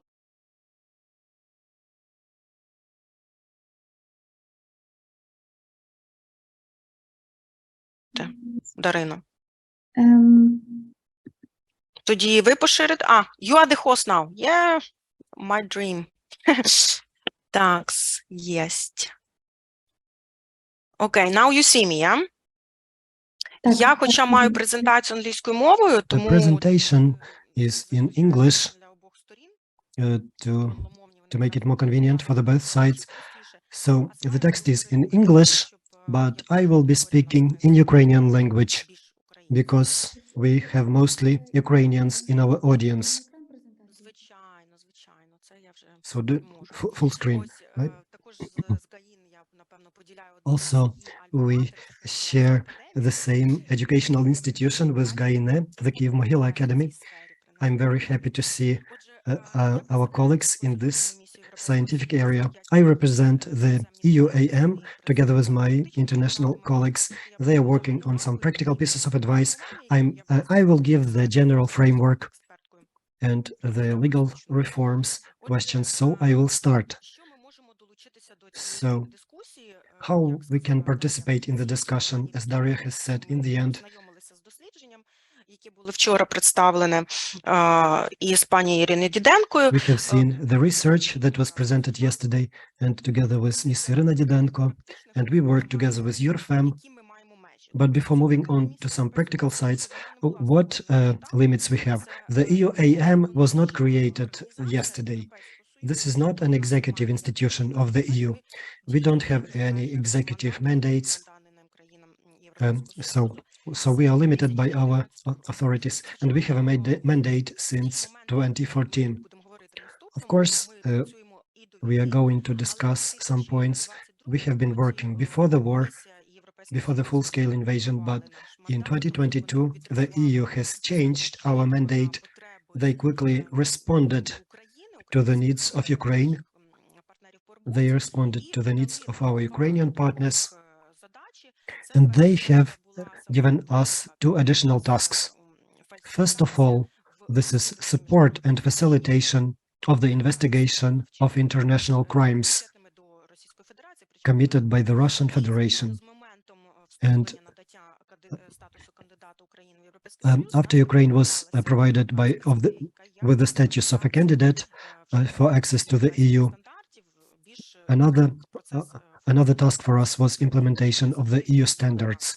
However, we have always been working on this topic to bringing the Ukrainian national legislation to the standards of the EU. We are not an executive mission. We are not authorized to investigate some things. We don't have an investigative commission, but we are providing some kinds of strategic research. We are participating in development of the legislation. We cooperate with the Office of the Prosecutor General in many activities. We have a strategy, the action plan. We are working on the standard operating procedures. This is a more practical question to my foreign colleagues. Also, we conduct trainings to better ensure these things. We provide technical assistance if necessary and if possible. And the third point of our work, we cooperate with our international colleagues and also with the national organizations in Ukraine, like URFEM or Office of the Prosecutor General. This is a government authority which is getting the assistance from the EUAM. So this was a short explanation of who we are, because we have a lot of international organizations in Ukraine, and every one of them has its own specifics. As for the current situation, with this principle of justice must be served, how we can achieve justice for the survivors. Well, it was difficult even before the war, because we know that there are a lot of problems in the area of criminal investigations, especially for vulnerable groups, especially in cases of sexual violence or domestic violence. This has always been difficult for everybody, including children. We have been working on this even before the war, but now the situation has become even more difficult. Everybody can see the situation. I'm not going to repeat the words of Miss Julia or Irina Didenko, but this big caseload is creating a very big pressure on the judiciary system. The Office of the Prosecutor General is the main coordinating agency, but there is a lot of pressure on the law enforcement agencies like police and the security service. Because of the big workload, more than 17,000 cases, also the logistics has been disrupted. A lot of premises and facilities have been destroyed. So we have insufficient human resources and insufficient equipment and material supplies. A lot of people have moved. We have IDPs. We have people who have moved abroad. And we need to improve our work with the survivors. We have certain risks, high risks, and we have to take all these factors into account, because they are making the situation more difficult. But we are trying to achieve some solutions to these problems. And how we can do this? We are doing some strategic work. Mostly I'm working on these questions, and I cooperate with URFEM and Irina Didenko. We have a working group that works on the issues of the CRSV. We have been working on the development of protection mechanisms and improve the efficiency of investigation in these cases in the Criminal Procedure Code. Also, we have been working on the mechanisms of compensations and reparations. In this regard, we work with Ms. Barina Bapnina and on registering the statuses. But we believe that this is not only about the sexual violence and survivors, but also we have to take into account other vulnerable groups of survivors in order to ensure compensation and reparations for them. So we need to have a broader draft law. And the point number 4 is a big reforms package. We are working on it on the topic of child-friendly justice. This topic is very close to what is Ms. Julia doing. In the Ministry of Justice, we have a coordination council on the issues of child-friendly justice. So we are suggesting a big package of changes to the Criminal Procedural Code. For example, on interrogating underage people, on and using video recording, and using this video recording in a proceeding, in the criminal proceeding and in court as an evidence in order to avoid re-traumatization of children. So these are some things in the top regarding the topics that we work on. As for the European integration, the EU has determined in the 21st century, not only justice must be served, but justice must be safe, so that the survivor has a right to see that the perpetrator should be punished. And also, the survivor has to do it in a way not to get re-traumatized. So the concept that we are trying to integrate according to the EU standards, not to go back to all the directives, all the EU acquis.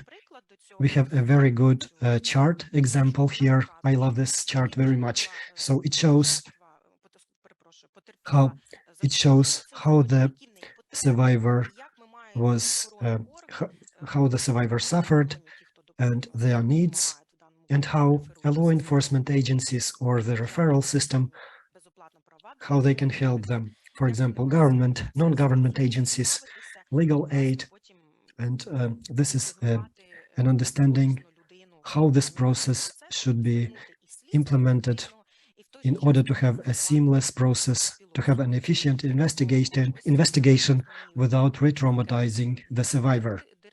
So this is the main package of directives that we are trying to implement in all the spheres. These are the clauses: the protection from repeat and secondary victimization, protection from intimidation and retaliation, protection from the risk of emotional and psychological trauma, and respectful attitude and dignified attitude to the survivors. So in our context, this has to do to the CRSV, and these are the norms that we suggest to change in the Criminal Procedural Code. These are our legislative initiatives.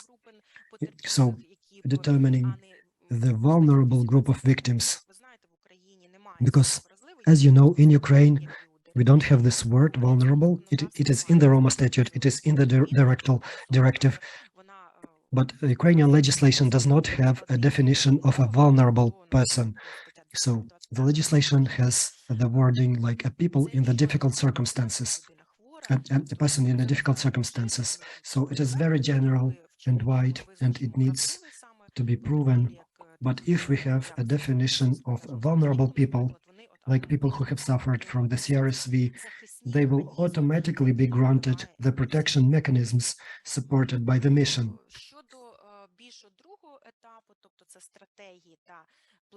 As for the second stage, the strategy and action plan, this is a big honor for us, and we are happy to see this breakthrough that in the Office of the Prosecutor General, they have approved the mechanism of support of the survivors and witnesses. So these things are beginning in the Office of the Prosecutor General. Probably on the previous week, there was an order from the Office of the Prosecutor General. They have created a small unit, a small structural unit, and Ms. Irina Didenko is already practicing this among her subordinates. This is a survivor-oriented approach, determining the needs of survivors and going through this process of criminal justice without causing pains to the survivors, including ensuring confidentiality and privacy. So if somebody is interested, this mechanism has been published on the website of the Office of the Prosecutor General, together with the concept.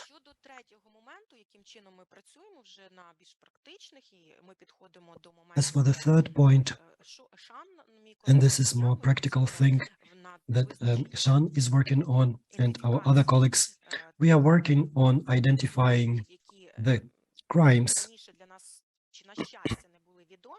Well, fortunately, we didn't know a lot about them earlier, but these are different forms of sexual violence, like forcing to prostitution, or threats with sexual violence related to conflict, forced nudity of sexual nature, invasive medical examination. So we are working, and we have been helping to our colleagues in the working groups related to the CRSV.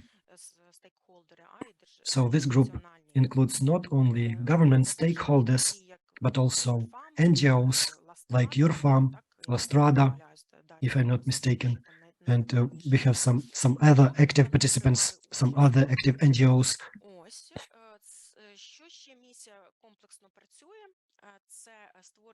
Some other things that we are working on. We are conducting a comprehensive work to create the mechanism according to the Prosecutor General's office concept. So, but this mechanism should not be concentrated in the office of the Prosecutor General, because the survivor from the first contact and until the appeals, the survivor has to be supported as a, both witness and survivor have to be supported.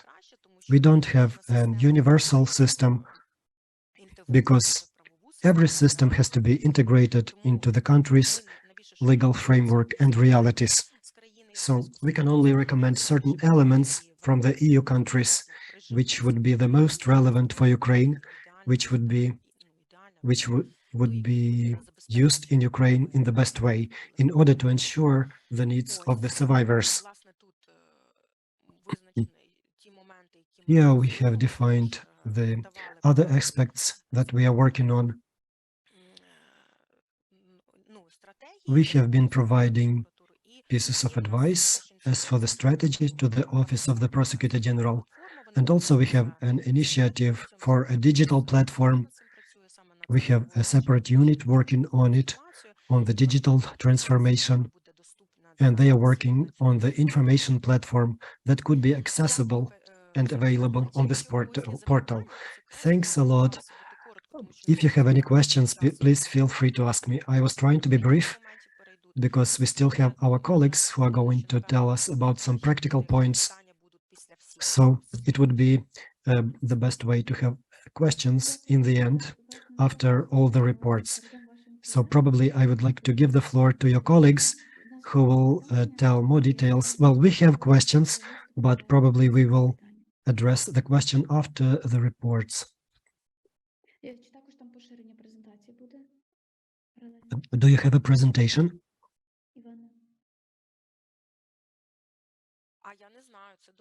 I'm not sure. Так, власне питання, чи є можливість, бо мало би бути. So it's good that you can show your PowerPoint. Can you see ours now? Is it on, our presentation? Okay, perfect, thanks. Yeah, trying to here. Thank you for the presentations, and next one will be shared between Sean and I, and we made it yesterday, and I'm happy to see that a lot of it is actually been covered by all of you, so it will be a bit of a summarization, and we maybe also have some new points.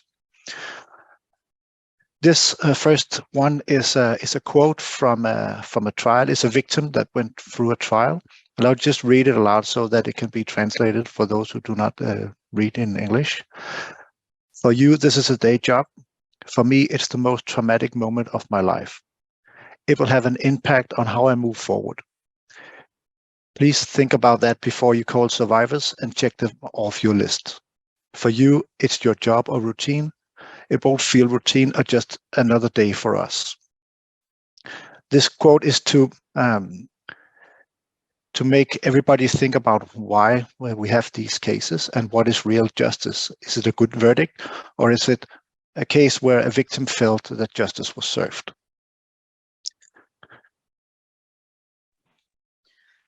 And in such instances, how do we prove an international crime that is related to CRSV? I'll briefly go over, as has been mentioned before, we cover everything very practically, so I'll briefly go over these 3 categories of elements. As also had been alluded to by Gayan earlier, you have the contextual element where you have to prove that the crime was committed in the context of and was associated with the armed conflict, that the perpetrator was aware of the existence of these circumstances of the armed conflict, which in this case is prima facie satisfied, especially when we're talking about Russian Federation soldiers committing CRSV crimes. So in terms of proving that element, it's quite straightforward. The second category, the specific elements, are crime specific, obviously. Which conduct was committed, what was the act? Very often, the initial idea when you talk about CRSV is this constitutes rape, and that is usually where people leave it. Of course, it is much broader. Sexual humiliation, forced nudity, etc., has also already been indicated before by other panelists, are also qualified. So it's crucial to be evidence-led and avoid legal qualifications as a starting point. A holistic analysis of all the evidence available is what will lead you to qualifying a crime as a specific act. And then lastly, the linkage elements. Now that we've established that there's a crime that has been committed and which crime it is, can we attribute it to a specific perpetrator? And that's then irrespective of any mode of liability that can be proven. So also, as Gayan had mentioned earlier, whether or not that's a direct perpetrator or it was a form of ordering or any other type of responsibility that's involved. These are the steps that we go through during the investigation stage.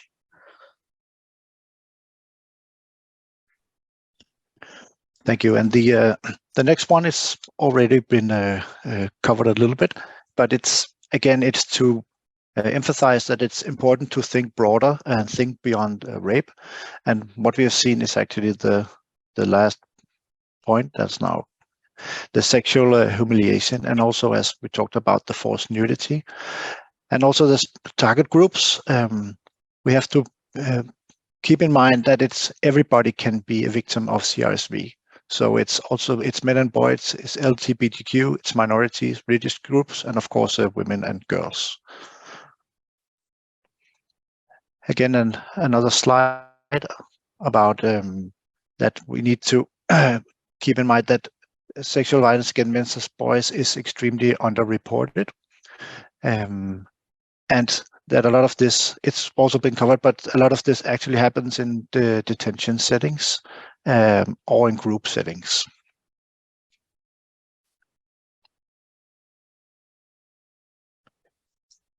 This next slide is why do we have the CRSV, and it's also something that you all went through.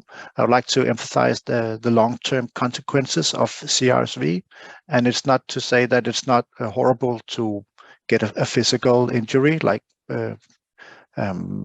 losing a foot or a hand, but CRSV has extremely long-term consequences, and the social stigmas can be extremely bad. And in that respect, it's crucial to also, keep in mind that social structures obviously have a big influence in this social stigma. So, in a very male-dominated society, forced nudity or sexual humiliation of men might then be perceived in a certain way, if also the other way around, of course, when it comes to women or anyone who identifies in any other way.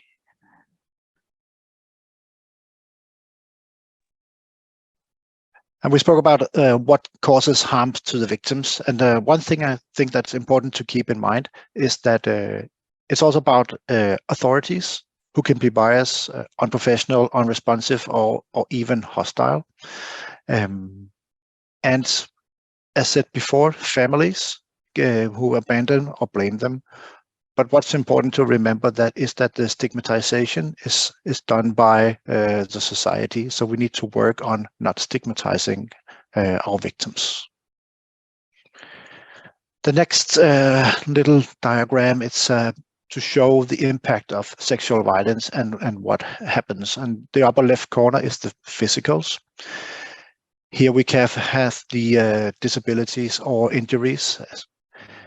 We can have the HIV or AIDS. And we can also have unwanted pregnancies or loss of unborn babies. The social, economical, and legal parts can cover disrupted relationships, breakdown of families, stigma, blame, or rejection. In the lower left corner, we have the psychological, emotional impacts, depression and suicide, anger and anxiety and fear. So people who were people can change their personality because they were victims of sexual violence. Trauma and flashbacks is also something that we see. The lower right corner is the social impacts. Here we have economic dependency.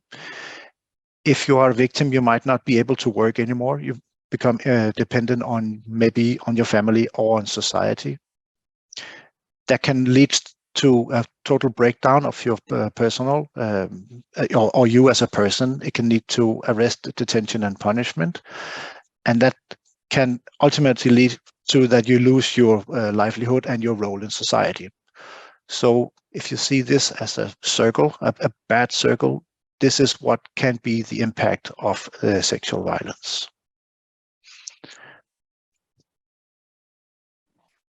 So in that sense, taking a survivor-centered approach is crucial.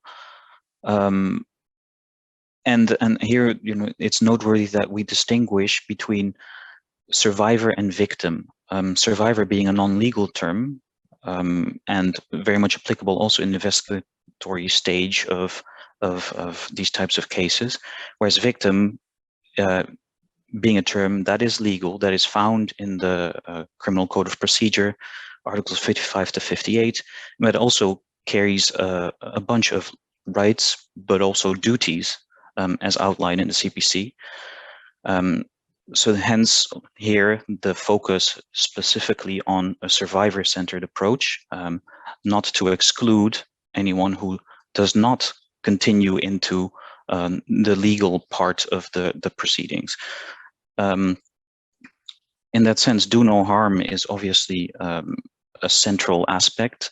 Then there would be little sense in going further with CRSV cases if that process itself is more harmful than the conduct that had been done before.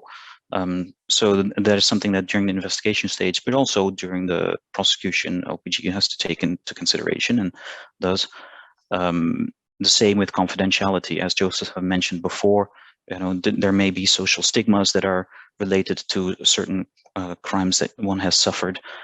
So, if you want to keep that confidential, that possibility should exist and should be respected. The idea then behind this survivor-centered approach is that you strengthen the survivor's or a witness's position and their rights.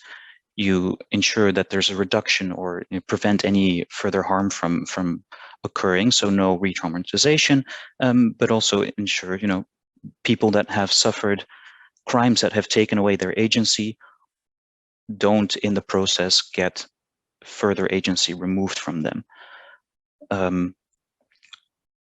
So taking such an approach would enhance the effectiveness of the efforts that are being taken, and that also requires putting in place support systems that address the mental well-being of an interviewee or a survivor or victim, depending on the stage of the process we are in, or the physical, and make sure that people are completely informed. This is also something that has come up a few times in the context of the CSV working group.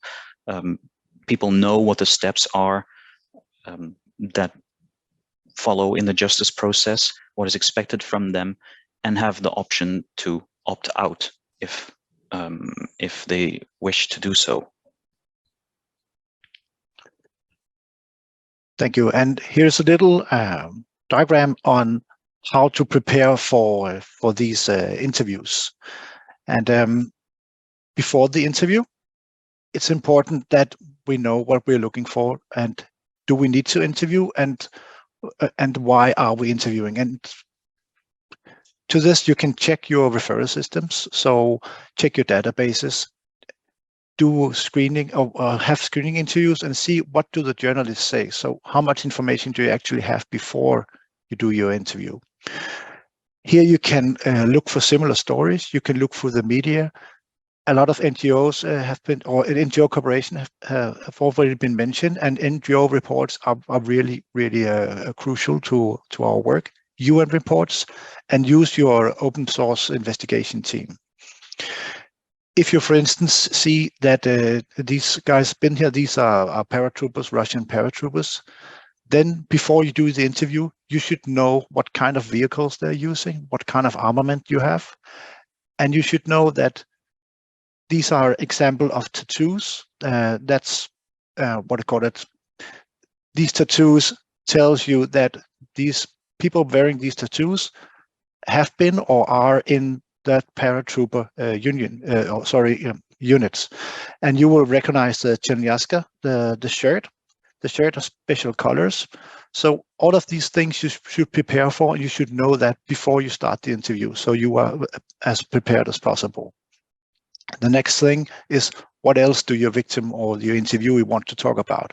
It's impossible to say that this interview can only take 2 hours, because it might take 2 days. So you need to set aside enough time to do a proper interview. This is our last slide, and I will also read that aloud. And it says, do not create false expectations. We don't want you to say that the perpetrators will be arrested. It's harmful for us to have these expectations.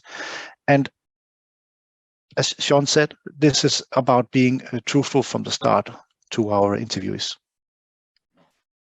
So that also brings us back to the trying to answer the question. So what is real justice when it comes to CRSV related crimes? I mean, arguably that means that, as we had hopefully made clear and have discussed, that as you ensure a survivor-centered approach during the investigation stage, and once you move to the legal adjudicatory stage of the process, you then ensure a victim-oriented approach.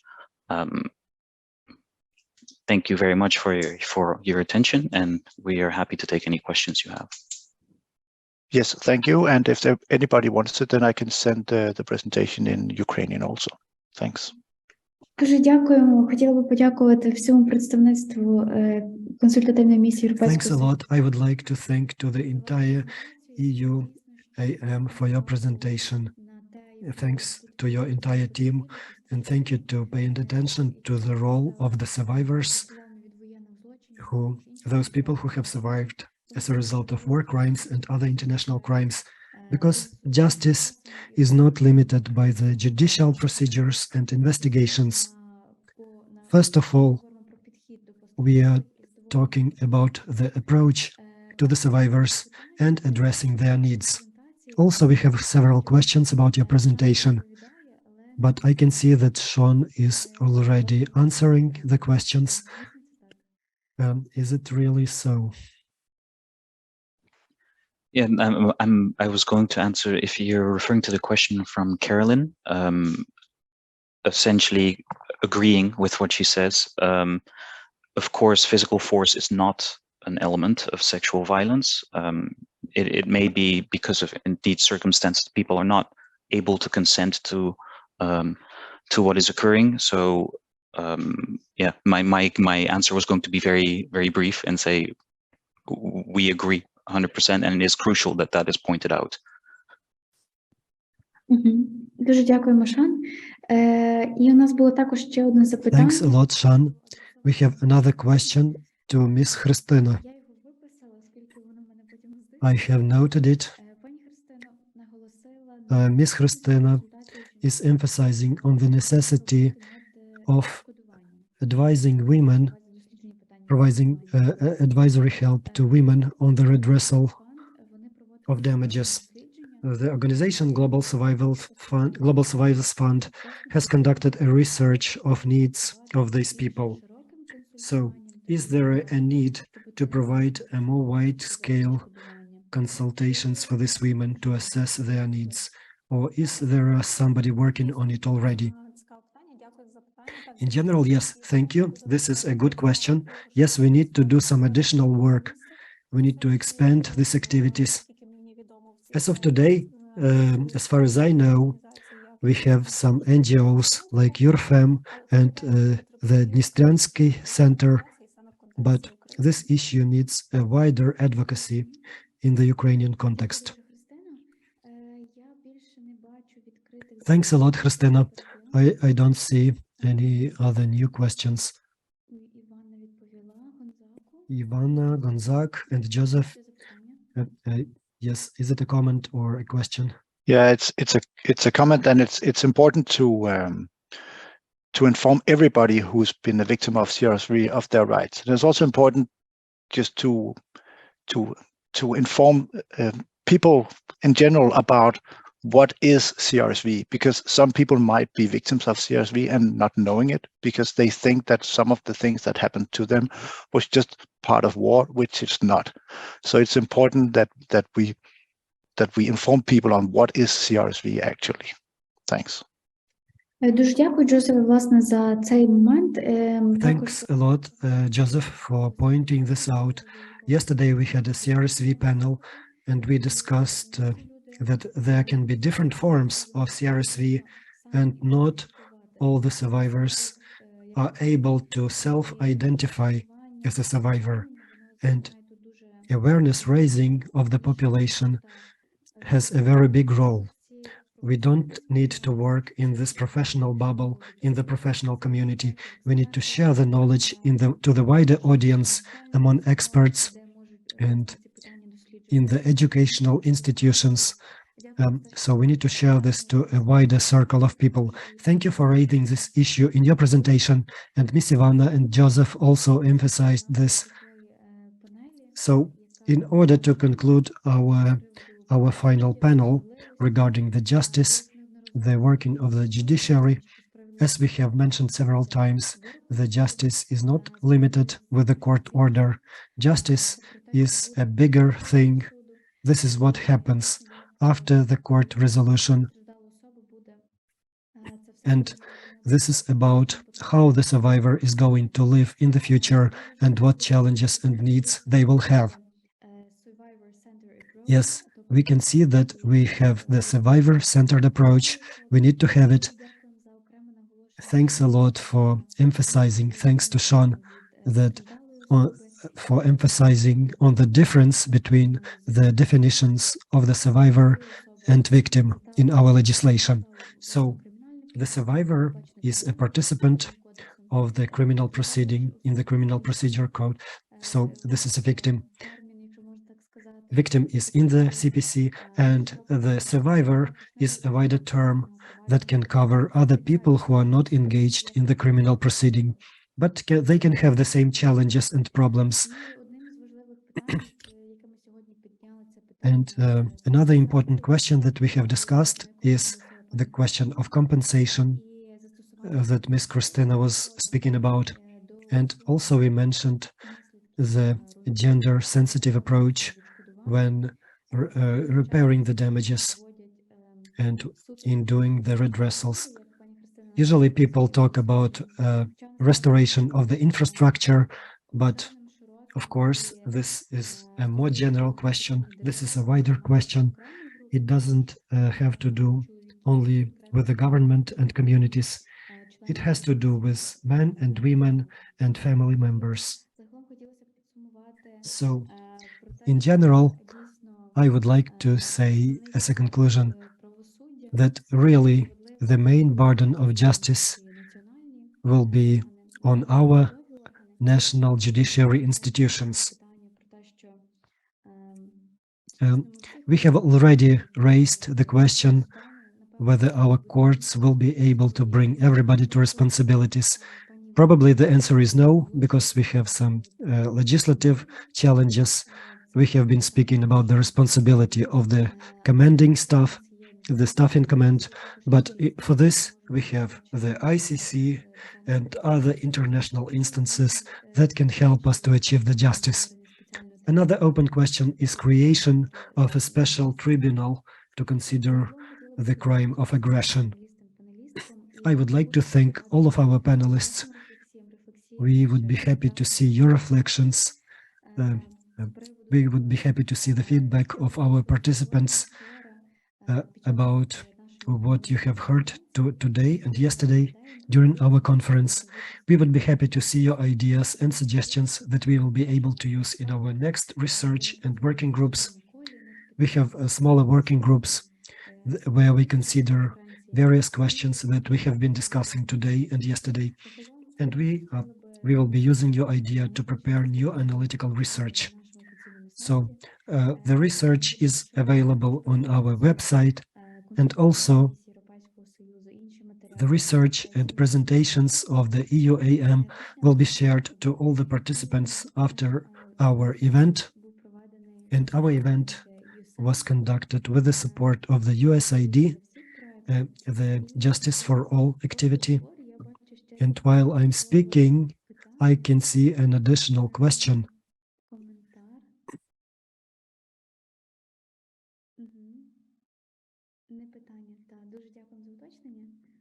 Thanks a lot for the specification, for specifying.